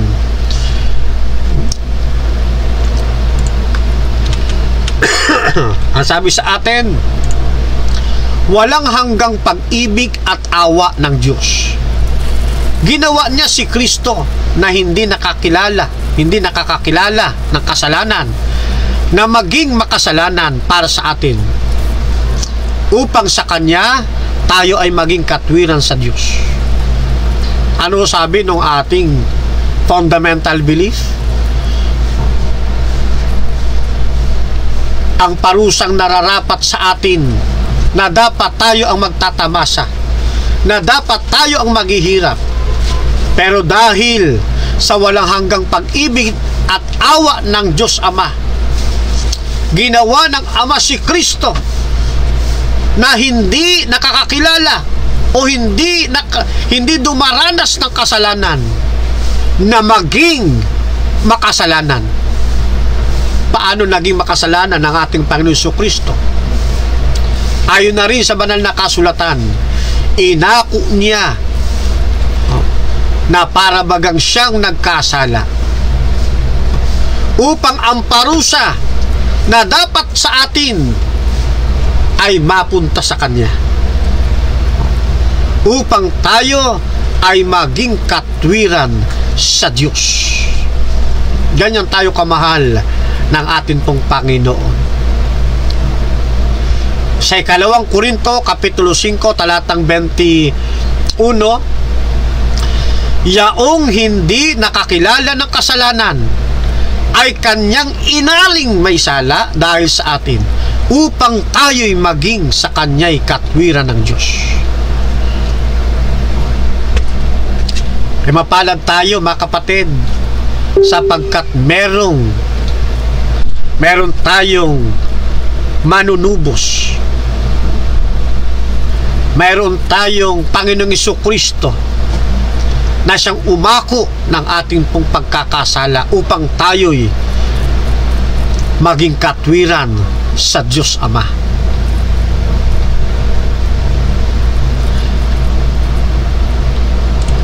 Sa unang Pedro Kapitulo 2 talatang 24, sa kanyang pagkamatay sa krus, pinasan niya ang ating mga kasalanan upang tayo'y mamatay na sa kasalanan at mamuhay ng ayon sa kalooban ng Diyos. Sa pamamagitan ng kanyang sugat, kayo'y pinagaling. Purihin ng ating Panginoon. Napakabuti ng ating Panginoong Diyos. Yung pagkamatay ng ating Panginoon sa krus, dinala niya ang ating kasalanan. Inako niya ang ating kasalanan upang tayo'y mamatay na sa luma nating pagkatao at makapamuhay ng panibago na naaayon sa kalooban ng ating Panginoon. Kaya yung parusang dapat ay nasa atin, ito ay inako niya at napunta sa Kanya. Sa pamamagitan ng Kanyang mga sugat, tayo'y pinagaling ng ating Panginoon. Ganito rin ang mararanasan ng mga taong wala pa sa ating Panginoon, natatanggap sa Kanyang paanyaya ng pagsampalataya sa ating pong Panginoon.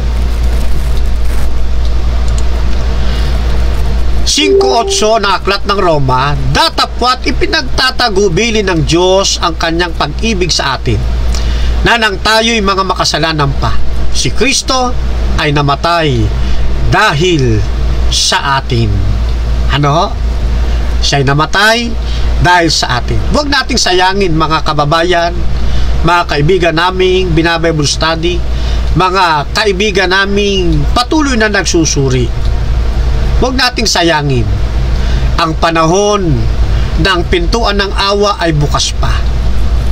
Ngayon ang panahon, mga kapatid, upang tayo lumapit sa ating Panginoon at maisuko ang ating buhay. Tamasain natin yung walang bayad na Kanyang biyaya na iniaalok sa atin. Tamasain natin yung hiwaga ng pag-ibig ng ating Panginoon. Ako muna po ay babati.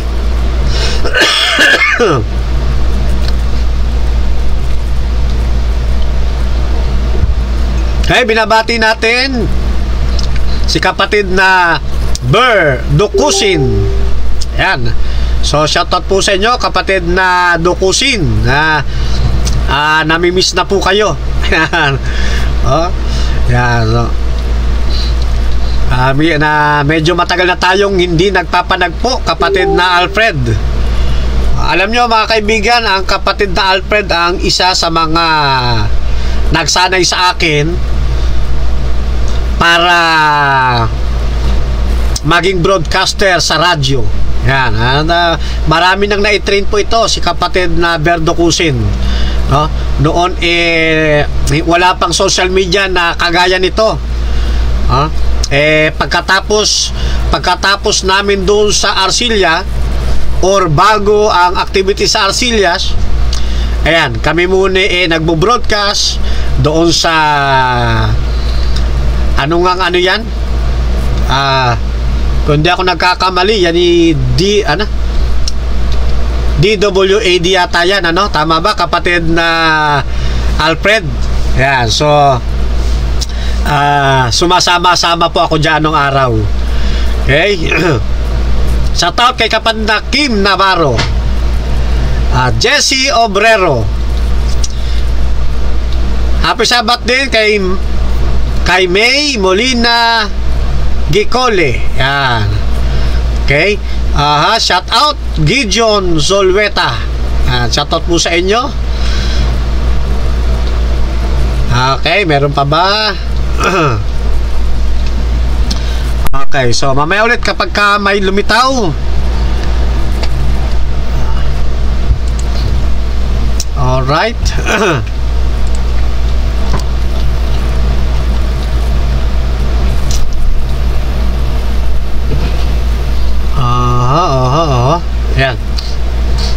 So sa Sabado na darating ay diyan po tayo naman sa saan tayo banda ma?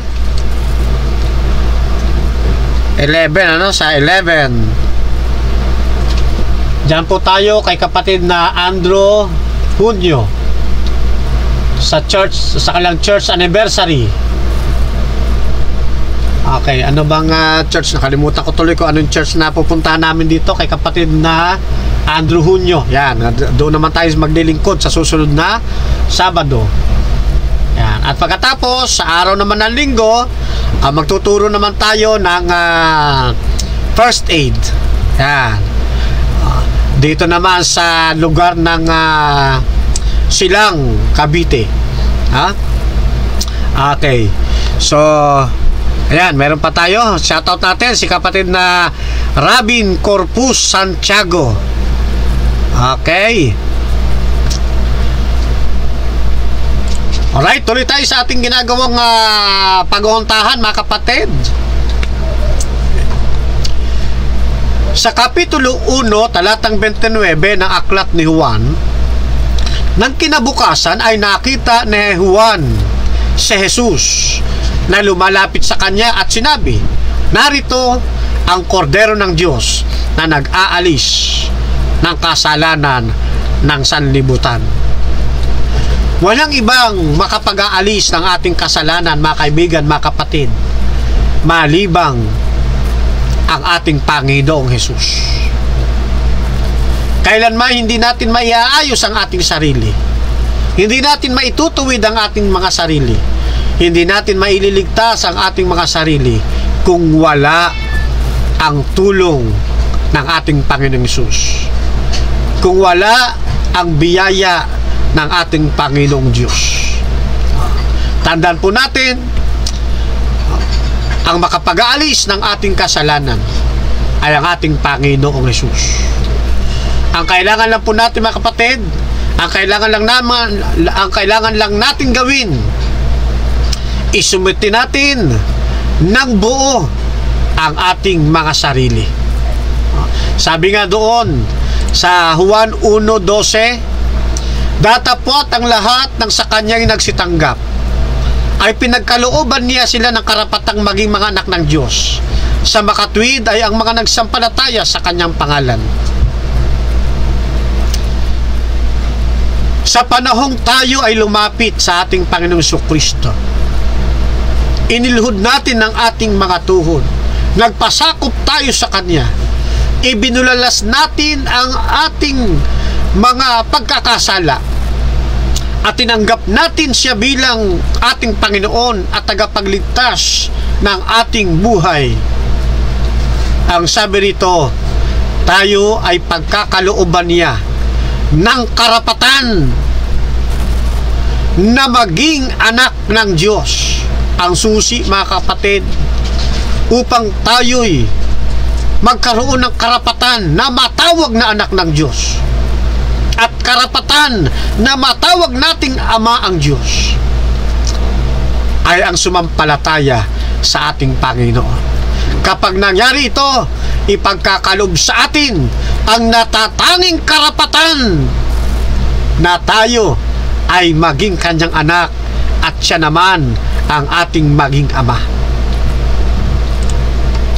Una Juan 1:9, kung ipahayag natin ang ating mga kasalanan, ay tapat at banal siya na tayo'y patatawarin sa ating mga kasalanan at tayo'y lilinisin sa lahat ng kalikuan. Ito po ang napakaganda sa ating Panginoon. Hindi niya uunti-unting aalisin ang ating kasalanan, kundi papawiin niya lahat ito. Aalisin niya lahat ng ito.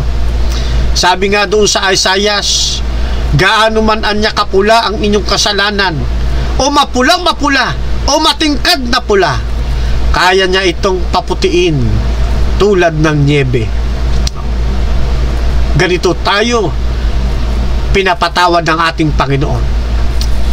Ang wika, kapag ipinahayag ng tao ang kanyang kasalanan sa ating Panginoong Diyos, ang Diyos naman ay tapat at banal na ang taong lumalapit sa Kanya ay Kanyang patatawarin sa kasalanan at lilinisin saan? Sa lahat ng kalikuan. Sabi ng kapatid na Ellen White doon sa paglapit kay Kristo, ang karakter ni Kristo ang tumatayong kapalit sa ating karakter o sa iyong karakter.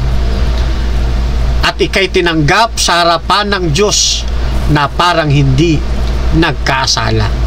Kaya tayo makakalakad na bilang mga bagong tao. Yung mga dating bagay nagsilipas na. At narito tayo ngayon, mga bagong tao, mga bagong nilalang ng Diyos dahil sa Kanyang biyaya. At nagbubunga ng pagsunod sa ating Panginoon. Ano po? Kaya sabi doon sa aklat ng Galacia, Kapitulo 2, talatang 20, isang napagandang prinsipyo ni Apostol Pablo na maging prinsipyo rin nating mga mananampalataya. Ang sabi niya, ako'y napako sa krus na kasama ni Kristo. At hindi na ako ang nabubuhay, kundi si Kristo ang nabubuhay sa akin. At ang buhay na kinabubuhay ko ngayon sa laman ay kinabubuhay ko sa pananampalataya. Ang pananampalataya na ito ay sa anak ng Diyos, na sa akin ay umibig at ibinigay ang Kanyang sarili dahil sa akin. Diba na isang napakagandang prinsipyo ng tunay na mananampalataya? Isang napagandang kaisipan at pagsurrender ni Apostol Pablo. Sabi ni Apostol Pablo, ako'y napako kasama ni Kristo. Ito rin nawa ang maging mithiin natin, maging panukala natin sa buhay. Ito rin ang maging New Year resolution natin sa tulong ng ating Panginoon. Ako'y napako sa krus na kasama ni Kristo. At hindi na ako nabubuhay, kundi si Kristo ang nabubuhay sa akin. At ang buhay At ang buhay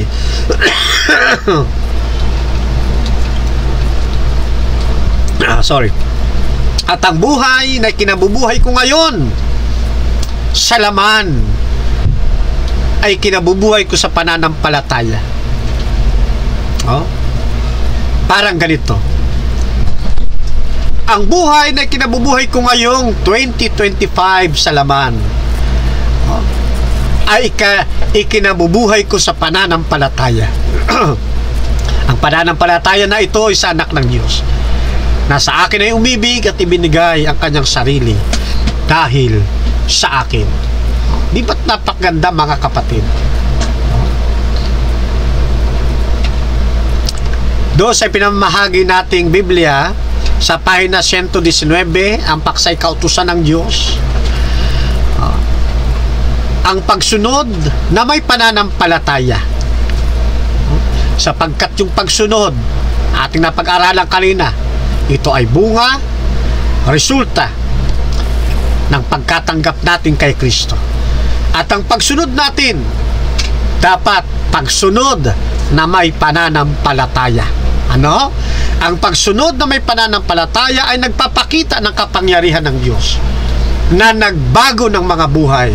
Kaya ito ay nagpapalakas sa pagsaksing Kristiyano.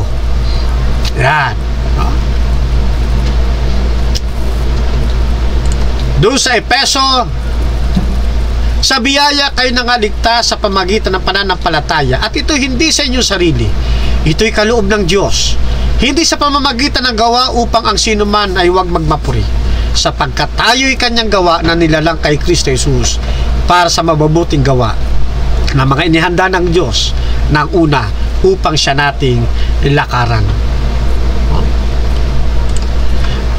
Ikalawang Korinto 5:17, kaya't kung ang sinuman ay na kay Kristo, siya'y bagong nilalang. Ang mga dating bagay ay nagsilipas na. Narito, sila'y pawang naging mga bago. Kaya salamat sa biyaya ng ating pong Panginoong Diyos. Salamat sa panukala ng kaligtasan.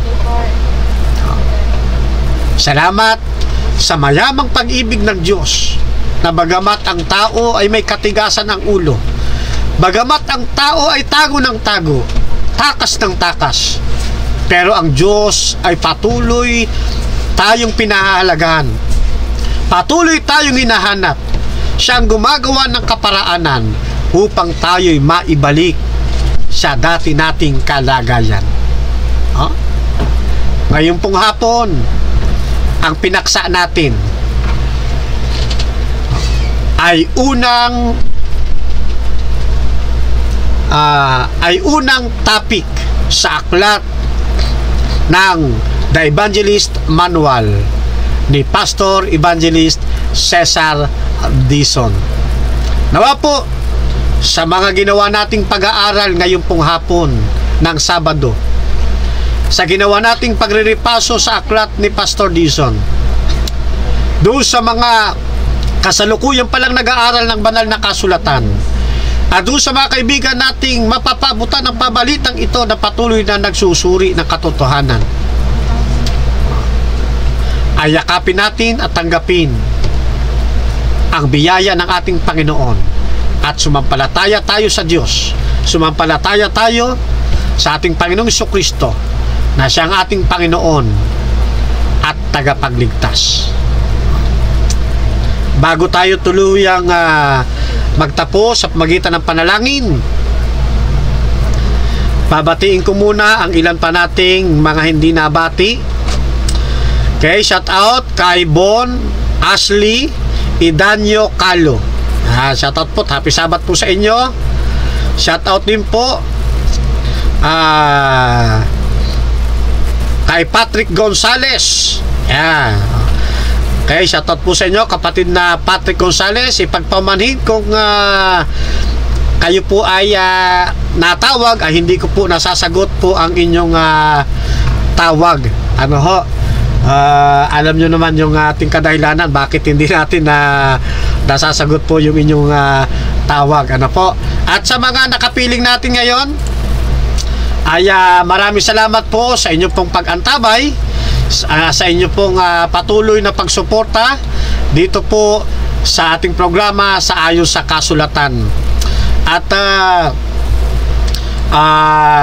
nais ko po ngayong taon na ang programa natin ito ay maging regular na tayo ay pumapaksa sa himpapawid upang maraming upang makapagdagdag pwersa sa ating mga kapatiran na nagbo-broadcast din sa ikapagpapalapit ng mga kaluluwa sa ating pong Panginoong Jesucristo. Sapagkat malapit nang darating ang ating pong Panginoon. Kaya't dapat ang nararapat sa atin ng bawat isa'y maging handa yun sa pagdating po ng ating Panginoon. Marami tayong makasama doon sa langit na bayan kapag tayo dinala na ng ating Panginoong Jesus. So sa ating pong pagtatapos mga kapatid, tayo po muna ay sumandaling meron pa ako hindi nabati bago ko manalangin. Okay, tayo po muna manalangin. Dakila po naming Ama, ng tahanan ay nasa mga langit, lubos po ang aming pasasalamat sa inyo sapagkat patuloy niyo pong pinangunahan ang programang ito ng ayon sa kasulatan. Gamitin niyo po ang iba't ibang mga platform, Amang Banal, upang makita ng mga tao ang inyo pong pag-ibig at kung papaano nila mararanasan ang kaligtasan. Hangad din namin, Ama, ng aming mga kapatiran saan mang panig sila naroroon, ang inyo pong patuloy na pag-iingat, ang biyaya at inyong patnubay ay patuloy naming maranasan. Gayon din po sa aming mga kaibigan, mga binabible study, patuloy po kayong magpakahayag sa kanila upang kayo ay makapiling din nila sa buhay na wala hanggan. Ang aming mga elders, mga manggagawa, mga pastor, mga laiko, mga ibanghilista, mga kulpultor, mga aawit, patuloy niyo po silang aalalayan, gagamitin sa pagpapalaganap ng inyong ibanghelyo. Anumang pagsubok ang kanilang maranasan, tulungan po niyo silang maging matagumpay, Amang Banal. Ang mga membrong may mga katandaan na, may mga karamdaman, Ama, patuloy niyo po silang palalakasin, iingatan, upang sila'y patuloy na makapaglingkod sa inyo na may kasiglahan. Ang aming pong mga mag-aaral, ipagkaloob po ninyo sa kanila ang makalangit na talino. Sa mga nahihirapang mag-aral amang banal, tulungan po ninyo silang mailagpas nila at maipasa ang mga pagsusulit, upang ang kanilang mga plano sa buhay magkaroon ng katuparan. Ang kanilang mga pangarap ay magkaroon ng katuparan sa ilalim po ng inyong pangangasiwa. Ihanda rin ang mga kabataan amang banal upang sila ay lumaki na may pagkakilala at pagkatakot sa inyo, at magagamit din sa malaking gawain sa inyo pong ubasa. Binabalik po namin, Ama, ang aming paglulahati. Kung kami man ay sumpungan ninyong nagkulang, nagkasala, patawarin po ninyo kami, Amang Banal. Sapagkat tumisan may mga pagkakataon na kami naman ay nanghihina, palalakasin po ninyo kami, Amang Banal. Lalo ninyong patatatagin, pag-iibayuhin ang aming pong pananampalataya. Binabalik namin ang lahat ng ito sa pamamagitan po ng makapangyarihang pangalan ng aming Panginoong Hesus. Amen. Kaya happy Sabbath po mga kapatid, saan man panig kayo ng atin pong daigdig naroon. Hangad ko po na kayo po ay pagpalain ngayong 2025. Hasta la vista. Viva Adventista del Séptimo Día. Chokbok, hamnida, mispa sa inyong lahat, mga kapatid. Mapalad ang bumabasa ng salita ng pula, mapalad ang nakikinig at tumutupad, mapalad ang nahahapis at sila ay aaliw.